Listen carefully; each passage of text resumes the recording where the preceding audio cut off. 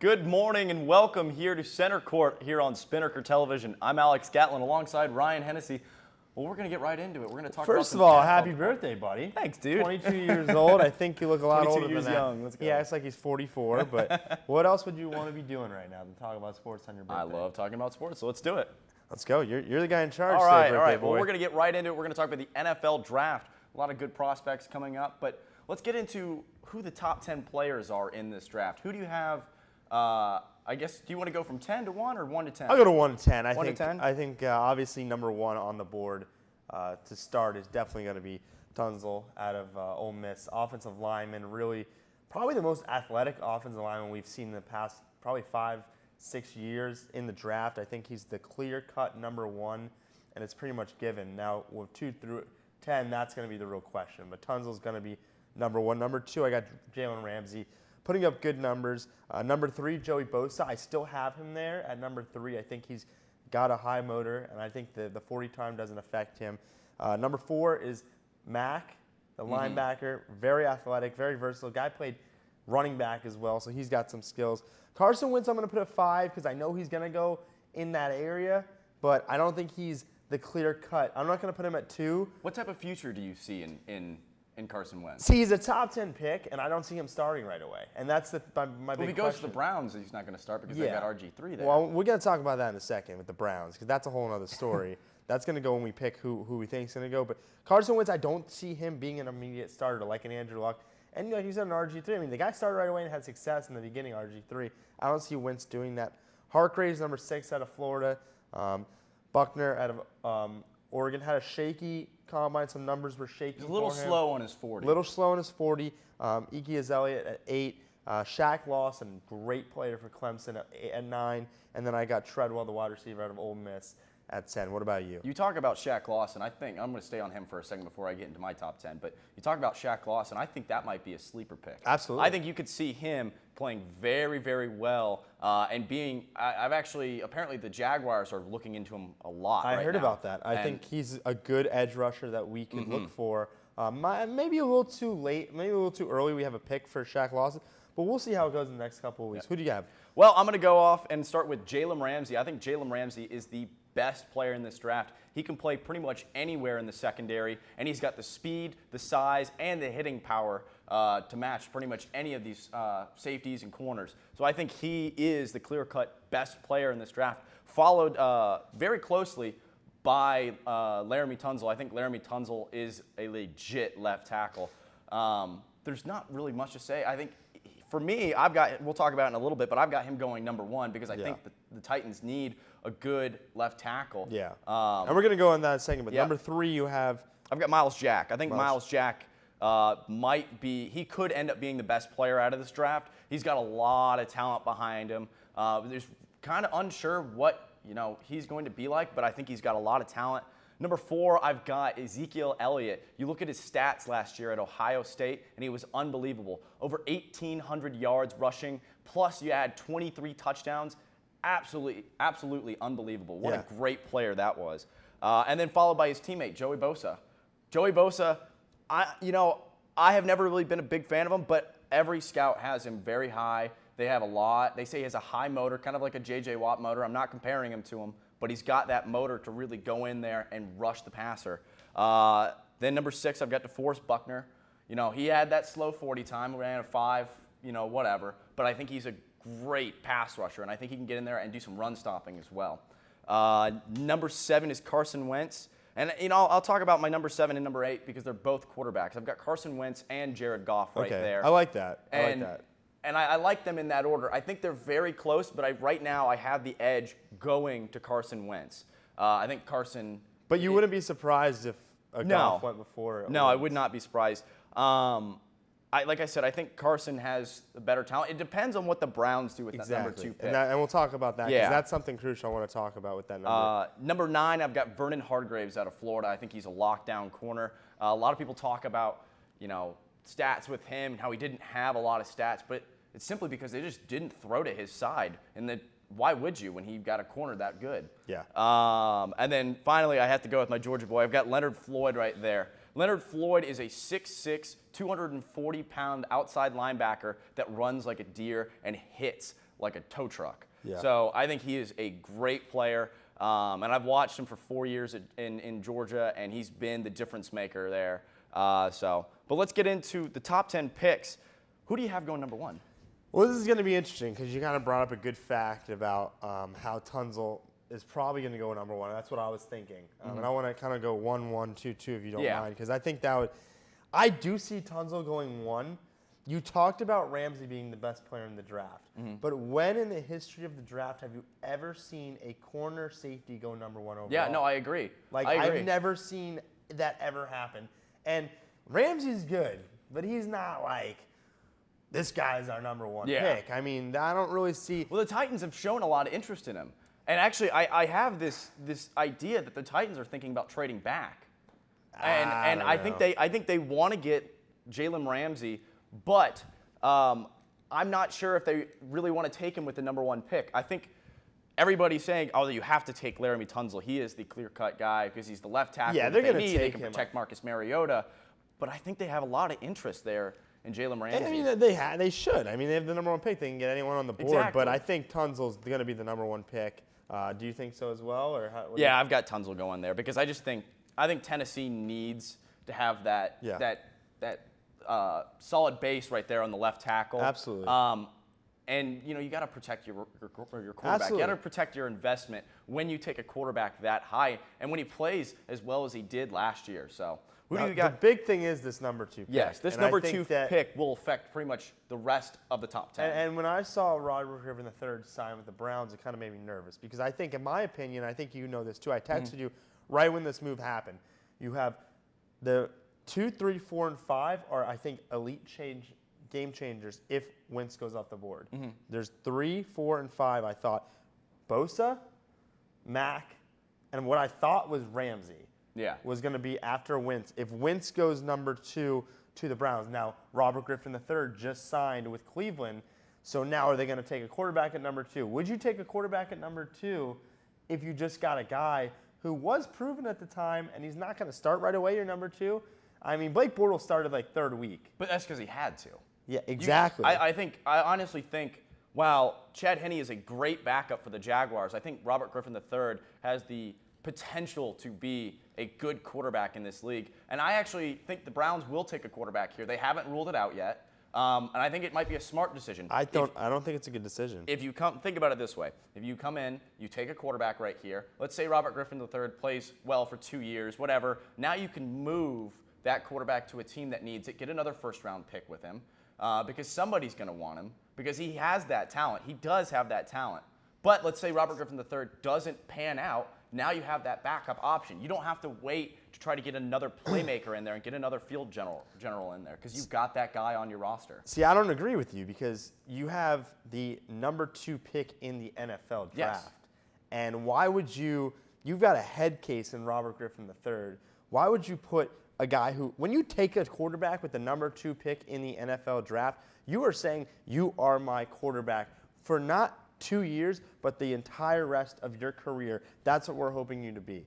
Now, if Robert Griffin III sees that, he's not going to play well. He's going to get in the head. What if he does play good? What are you going to do? You just wasted him. You could have had one of the top cornerbacks in the NFL in Jalen Ramsey, but instead you took a quarterback knowing that he wasn't going to start right away. I don't think it's a good move, but I do think they're going to do it because I think they're the Cleveland Browns. So number 3, who do you have with the Chargers? I think this is where Jalen Ramsey falls. I agree. And this is because of the Weddle's exit of gone. Weddle. Weddle's gone. Yep. They need a free safety in there. So Ramsey can play that corner position, but I think he is a free safety, bar none. I think that is his best position. I think he can sit back there and ball hawk and come in and lay some big hits on people. So I think San Diego is going to come in. I think we both agree with that. Yeah. I think we're both on board with the fact that Jalen Ramsey will be the number 3 pick. Absolutely. If the first 2 picks go this way. Absolutely. Number 4, Dallas, the Big D. Big D. I want to see Joey Bosa go there because I think they need a replacement for Hardy and another side for Gregory. I think he's a young player, got that little edge, that dirty side of him, the football player that I think Jerry Jones likes. I see Joey Bosa going to Dallas. I agree with you there as well. I think Joey Bosa shows that tenacious defense to really get in there and pass rush. But then this year actually showed the ability to be a run stopper as well. So I think Joey Bosa should go number 4. We'll see if he does because it's Jerry Jones, and you really never know what he's going to do. I talked about this a few weeks ago about them possibly taking a quarterback, and now I'm starting to hear rumors about it. Yeah, I heard it too. I don't think that's. What do you think? You think Tony Romo's got like 4 years. The way they treat Tony Romo like he's a god, he's got like 4 years left. It's way too early to take a quarterback right now. You think? Yeah, absolutely. Absolutely. I think it might be a good thing because you set yourself up for the future. You can have that, I'm not comparing Tony Romo to Brett Favre, but you can have that Brett Favre figure for with Jared Aaron Goff. Rodgers. Yeah, with Jared Goff. I think you Jared got 2 Cal quarterbacks there. Yeah, exactly. Aaron Rodgers, Jared Goff. But the fun part, though, you got Jacksonville at 5. This is what I'm hoping for. I'm really hoping this happens. I hope Miles Jack falls to us. I hope Carson Wentz gets taken number 2 so Yes. we can get one of the 3. Exactly, but I'm hoping it's Miles Jack that we get. I really do want Miles Jack, and Martineau said he didn't think that was going to happen last show. So look at Miles Jack. I mean, look at those numbers. The guy's an athlete, and I think that's a picture with him with the ball in his hand. I think that might be when he's playing running back. He plays running back too, and he can play middle linebacker. He can play outside linebacker. They're saying we can put him on the weak side, on the strong side. We can really put him anywhere, and then when Puz retires or leaves the team, I think 2 years down the road, he could be our replacement for middle possibly. You think he can play middle? We were talking about it yesterday at my work, a bunch of people, and we all believe that guy can play anywhere on that linebacker. Wow. The guy plays running back. What can't he do? True. I'm not saying he's going to start in the middle, but if he gets some size on him, he can cover better than any linebacker in this draft. Here's a question I have for you. Do you think if the Jags take him, do you think they would use him both ways on the field? No. Do you think they would have him ever play running back? No, absolutely No, not. never? No. Okay. I just threw that one out there because No. it wasn't like he was just like, oh, we're going to throw you in here and you're going to get 4 or 5 yards every so often. No, I don't, He was a good gainer for Great UCLA. running back, but I don't see him being the running back for the future. Who do you got number 6? The Ravens. The Ravens. I don't know what the Ravens are going to do, man. I think they might Really? go Buckner. You think Buckner? Buckner? I don't know. I don't know. Maybe a wide receiver, Treadwell. I could see Treadwell dropping. I'll say Treadwell. Say Treadwell. I don't think Treadwell is one of the better receivers. I think there's a lot of sleeper receivers, like a Fuller, that might go and be better in the NFL. But I'll say Treadwell because they need that receiver. Yeah. Perryman really didn't pan out for them so far. Well, and he's young. So Yeah. they've got time for him to grow and become a better player. But I think they look at the fact that, Joe Flacco is coming off an ACL tear. You're going to go quarterback here? No, I'm not going quarterback here. I'm going left tackle. Okay. I think Ronnie Stanley out of Notre Dame would be the pick right here because they look at it and they go, we got to protect our guy. This guy is our franchise quarterback. We gave him big-time money. Let's go with him and go get him some protection. I like that. Because we want, like I said with the Titans, we want to protect our investment. We took a first-round pick on a quarterback. We want him to be there and be able to play. You can't do that if he's always on his back. Yeah. So I think Ronnie Stanley's the pick there. Who do you got at number 7? Number 7. I'm trying to look at the teams, man. I mean, I'm thinking to myself.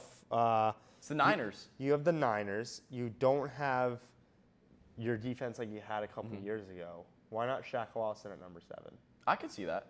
I think that'd be a good pick. You've got, you lost Alden Smith. Yep. So you don't really have that edge You no rusher. longer, I mean, this is a year out, but you no longer have Patrick Willis in there. Yeah, Patrick Willis. You don't have a lot of these players that you had when you made that Super Bowl run. Why not go for a Shaq Lawson? Maybe a little reach. And I think Shaq Lawson will be the sleeper of this draft. Absolutely. Nobody has him that high, but he's the guy. You watched him in that national title game playing injured. He looked great. Yeah. He really did. Absolutely. He was playing injured, and he looked fantastic. So number 8, I want to ask you because let me get my number 7 out there. Go ahead. I actually think they're going to stay in town there and take Jared Goff. I think Chip Kelly is all about quarterbacks. He's got to have his quarterback. Is this Chip Kelly's quarterback, though? I think it might. The guy can't run. So what? We saw that in Philly, though. They had Nick Foles. And he got fired. But he never threw an interception. They played great when Nick Foles was there. They made that trade for Sam Bradford and then everything. And then they signed DeMarco Murray. It was other things that happened. It wasn't so much that they didn't have a running quarterback in there. So I think you get a guy who's very accurate, who will make smart decisions, and that's what Jared Goff is. He throws one of the prettiest balls I've ever seen. Seriously, he will put it on the money in the tightest spiral possible. So I think he's a good quarterback. And I think you look at it and you go, well, this guy's coming just right across the bay. We can get tickets. It's not like bringing Tebow into the Jacksonville Jaguars. but it's bringing in that hometown guy. It's bringing in that guy that everybody already knows. You know what I mean? And you continue, building upon that. So I think that'll up their ticket sales a little bit, which they struggled with last year because they played so poorly. So I think Jared Goff is the guy right there at number 7. Number 8. Sorry, I cut you off on that. No, you're good. I was talking to a couple Eagles fans, and they really want Elliott. Yeah. Why? I think he's the guy there. Why? Who else do you have playing running back right now? Are you kidding me? Seriously. For the Eagles? Seriously. They've got Darren Sproles, who's a Pro Bowler. And But he's a Pro Bowler for being a pass-catching back. He's not your every down back. Exactly. You have Ryan Matthews. You got two good running backs. You really want to trust Ryan Matthews on every down? No, you have Darren Sproles on the other down. But he's a pass-catching back. He can run the ball, Alex. Yeah. He can run the ball. Darren Sproles is a Pro Bowler, a punt returner, to say the least. He does do punt return and kick return. But he is a Pro Bowl player that was shadowed the last 2 years by other running backs. Yeah. Other running backs that were better than him because they were also Pro Bowlers. But Darren Sproles has never been a Pro Bowler for just being a running back. He's been there for being a returner. The guy makes plays. Yes, he does. He's on electric. the offensive side of the field as well. I just don't think I think Philly looks at it and they go, well, we like having Darren Sproles there because he can return punts and he's a great pass-catching back out of the backfield, so that's nice to have. And we've got a good little bit of a change of pace with Ryan Matthews, but we need to get that guy who's going to be our every down guy, the guy who's going to be in there and really be what DeMarco Murray was supposed to be. You know what I mean? They always wanted to have that 3 running back system right there.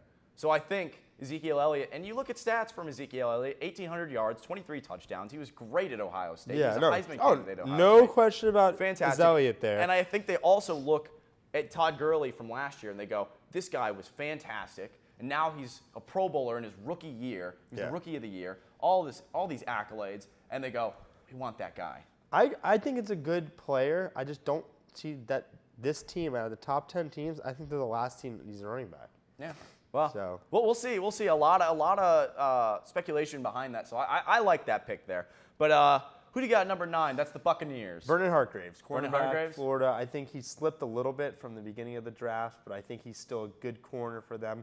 I don't think he's the best corner that's coming out of Florida the next couple of years. I think they got a couple other ones that are younger, but I think he's really good. I think he's got kind of the name behind him. They always looked at him at the Florida defense in the face this last year. So I see Hargreaves being good at Florida, going to Tampa. Right? So you got your Florida boy. I got my Georgia boy course going right you here. do. I got Leonard Floyd going right here because I think he can provide some of that pass rush, and he is a great outside linebacker, and that's one of the positions that they're looking for right now. I think Leonard Floyd shows length. He's a big, tall guy, big physical guy, can run in there. He reminds me a lot. He reminds me of a bigger version, a bigger, possibly, I won't say better right now, but could possibly be a better version of Telvin Smith. I think that's a good comparison between the two. Of course you're going to compare your Georgia boy to Telvin Smith, all right. But they are very comparable. They're big, lanky guys who are very fast and can make plays. So I would never have you as my scout if I heard of Georgia player, ever. I'd be like, Alex, if I was a GM and you were my scout, you'd come to my office every day and you'd say, I got this Georgia guy, man. I'm telling you, no, but he's the next big thing. I'm not talking about our other guys. This is our one guy who's going in the first round. I think he is a difference maker, and we'll see. You know what? You say you don't want me as your scout, but we talk about the season later on, and you were going to go, man, he was right. Man, Alex was right. Yeah. Oh, what a pick he made right there. Yeah. Number 10, my Giants. Your Giants. Who do you got? I want you to go first because I'm going to surprise you with this one. Well, I've got the replacement for Prince Amukamara for you. I think it's going to be Vernon Hargreaves right here. I think Hargreaves is a good fit for that offense. Have you ever heard of Janoris Jenkins? Yes, I have. Have you ever heard of Dominique Rodgers-Cromartie? I have. So you're going to draft a corner with the 10th overall pick to be your third cornerback? Yep. I think Vernon Hargreaves has the talent right there. Why? Who do you have? You just paid like $80 million, $60 million for Janoris Jenkins. I think they look at and you got Rodgers-Cromartie. But they paid for Janoris Jenkins because it was a desperation thing. But Alex, they paid that money. You have a corner on this side and you have a corner on this side. And what if it doesn't work out? What do you mean if it's going to work out? We just paid $60 million. It's going to work out. That doesn't mean anything. Yes, just because you put money into something doesn't mean it's going to pay out. Who do you have at number 10? Number 10, I'm going to go with my boy from the Alabama University, middle linebacker, Reggie Ryan. Okay. I like that pick. We lost our middle linebacker in Beeson, and we need to replace him. Okay. We don't have linebackers. Our defense was the issue. Obviously, our offense, Odell is our offense right there. Did you see that catch right there? That was Odell. And Do that again. Okay. Odell. Cool. We grab that, please. need a middle linebacker, and he's the best one on the board in the middle. I think better than Mack will be in the middle. I think he's a pure middle linebacker, national championship winning linebacker. So We'll see. I mean, he really put his stamp in Alabama and was the guy there, was that leader of that defense. So I think you're right. He has a lot of talent, and he could fill that position for y'all. Yeah. So, all right, well, we're going to take a quick commercial break. When we come back, we're going to get into the Final Four and who we have as your national championship. Yep. So that's all coming up right here, right now on Spinnaker Television.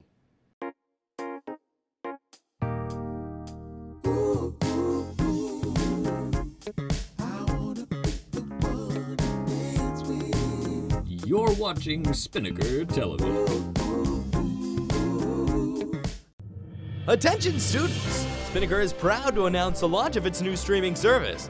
Now, no matter where you are on campus, you can watch any Spinnaker movie with just the click of a button for free. So whether you're alone in your dorm, studying in the library, or hanging out with some friends, you will always have some of the best box office hits ready to watch. You can access this streaming site by going to movies.spinnakertv.com and clicking on the movie you would like to watch.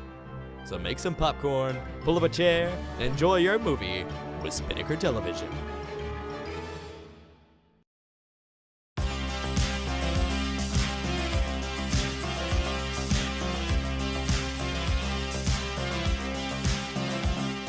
Here on Spinnaker Television, Alex Gatlin alongside Ryan Hennessy. Ryan, it's one of my favorite times of the year. Besides your birthday, right? Not only is it my birthday, but it's March Madness. And we're into the Final Four. What a perfect birthday present for me. Oh, I love it. So we're going to get right into it. Villanova versus Oklahoma. What do you see in this game? Who do you have coming out? Great player in Oklahoma. Mm-hmm. I think their team's very not as deep as the other teams, and that's the one thing that I look at. They have, probably the best player. They have the superstar. Yeah, the right? superstar, but Villanova's got the team. And what I saw Villanova do against Kansas was very impressive. I think the Elite Eight had Kansas winning it all. A lot of people picked Kansas. And what Villanova Everybody did, had Kansas. Yeah. Everybody had Kansas and Michigan State. And those two teams are gone. Well, Kansas went in a little bit more than Michigan State. Yeah, did. Michigan State was gone from the beginning. Yeah. But that's besides the point. Continue. I mean, obviously Kansas was, they put up a good fight. And I thought it was a good game, 59-64 Villanova. But they're just so deep the way they have. Their point guard's a veteran, great player, and then they just have big men everywhere. I mean, they were coming off the bench with guys that are 6'11", great free throw percentage team. I think they're around 78%. And they go to the line with those big men. Yeah. I just remember the Miami game. They were trying to press them, and they couldn't even, it was like little kids trying to play against Villanova. It seriously was. It was. I really think Villanova is going to beat Oklahoma unless something ridiculous. Someone goes off for 40 or 45. I mean. Well, they were talking about the other day, Villanova is that old school type of team. They're going to go in there and they're going to be a hustle team. They're going to get every rebound. They're going to get block shots. It's going to be one of those old-fashioned type of teams. And Jay Wright coaches that way too. Yeah.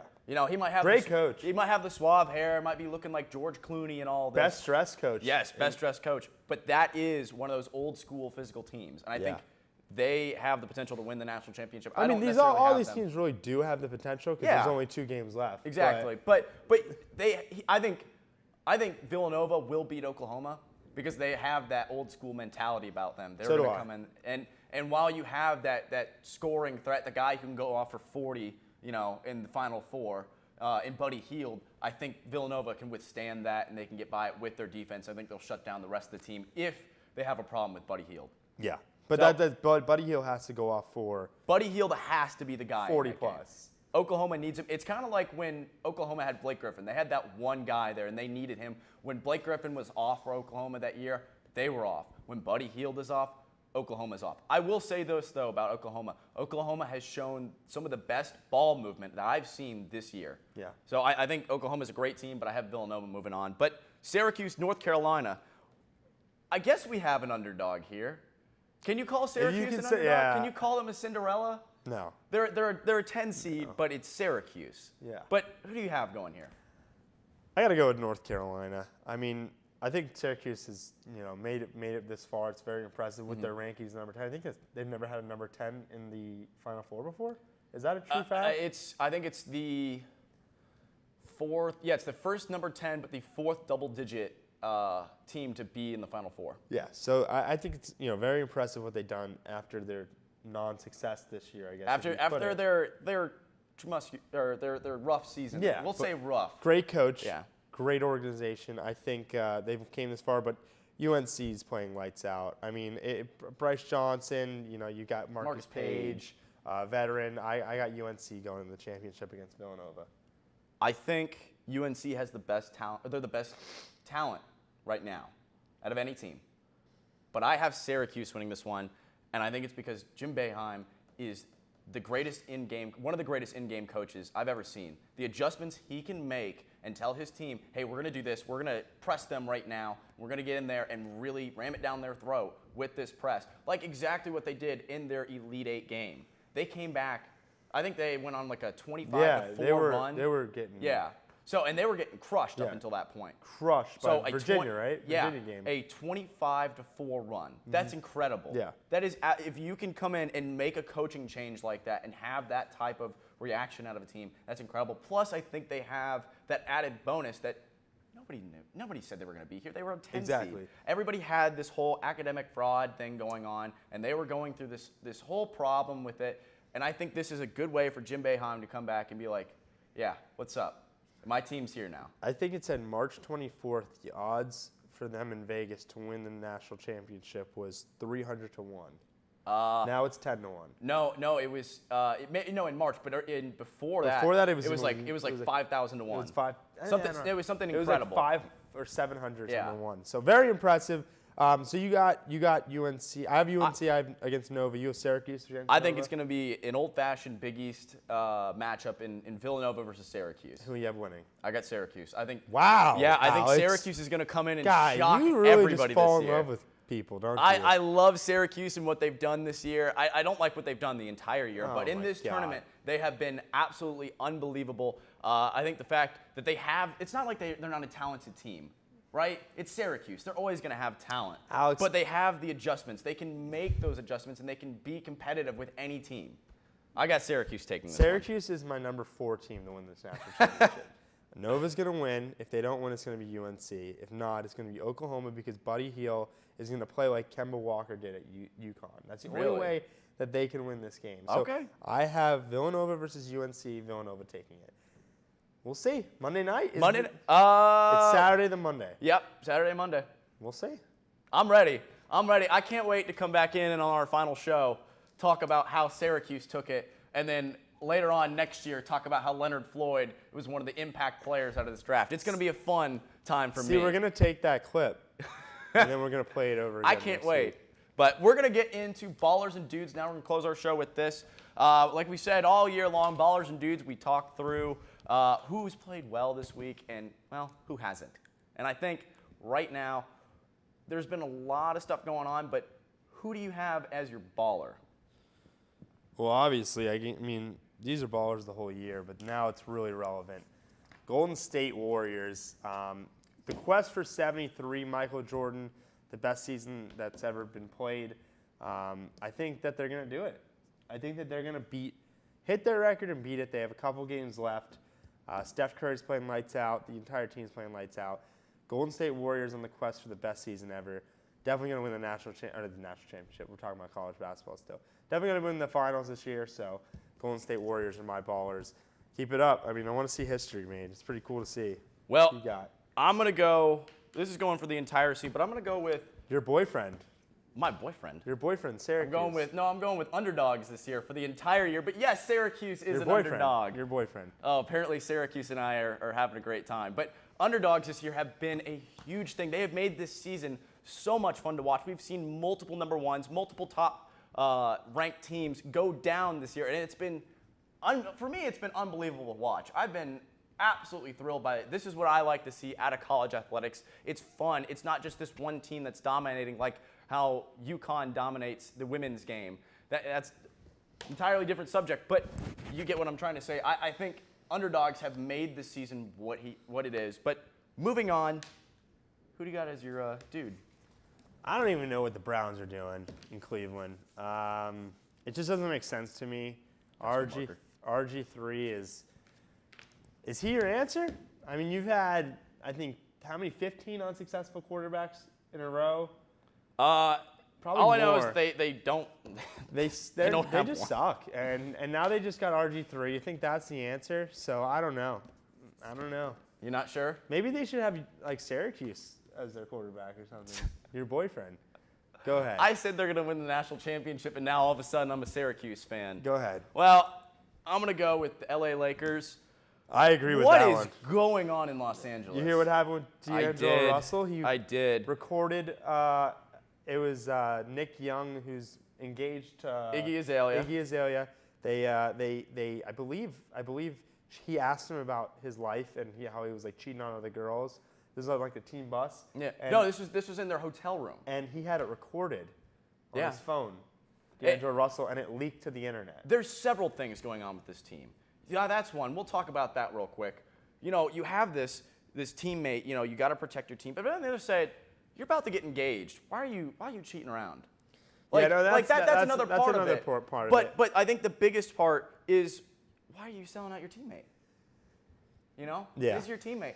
You know, I don't agree with what he did, but still, he's your teammate. You got to protect. This is your brother. No, man. I completely understand. I agree with you. I obviously it's not right, and Yeah. he shouldn't have done that in the first place, and it wouldn't be an issue. But why is he recording him and not telling him? And this is also your second overall pick. Kobe's about to leave. This guy's supposed to be a leader. Apparently, when he walks in the room now, Nobody leaves. talks to him. Everyone leaves. Yeah. I mean, it's not good. The Lakers are saying that this is a bad situation. Not to mention you've got the whole Kobe situation going out, and Yeah. he's smiling and waving, watching his team get absolutely destroyed this year. So, Lakers are a I don't huge know. mess. I don't know. But that's all we've got for you today here on Center Court. Thank you for joining us. Happy birthday, buddy. Thank you, bud. 27 years old today. 27. 22. I'm not that old. 27. Apparently, I'm 27. All right. Well, thank you for joining us here. Have a wonderful day. Check out Yes. this awesome new segment right here, making history, talking about UNF basketball, Spinnaker magazine, awesome stuff in here, all about different stuff with Osprey Nation, Osprey Sports. Check it out. Happy 27 years old today.